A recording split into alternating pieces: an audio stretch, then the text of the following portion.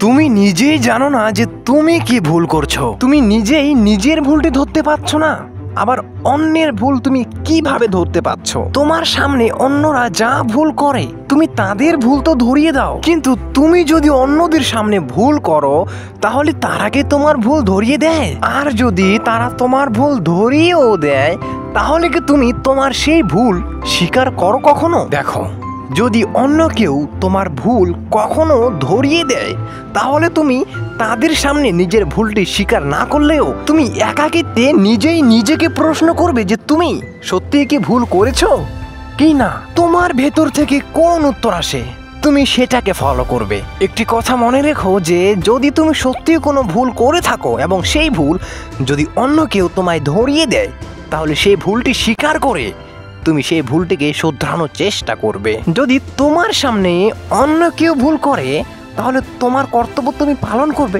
তাকে তার ভুলটি ধরিয়ে দেবে। যদি সে তার ভুল স্বীকার না করতে চায় তাহলে সেটা তার ব্যক্তিগত ব্যাপার। তোমার আশেপাশে কে কি করে করুক সেদিকে কান দিয়ে বা ধ্যান দিয়ে লাভ নেই, কিন্তু তোমায় নিজেকে তো ঠিক রাখতে হবে।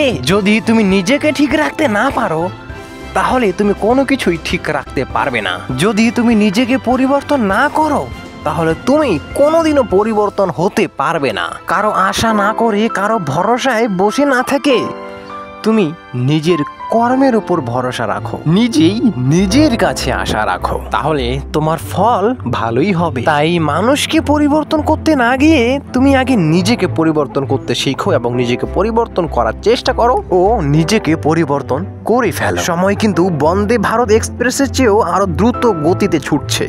তুমি বসে থাকতে পারো কিন্তু সময় কিন্তু বসে নেই, কথাটি মাথায় রেখো।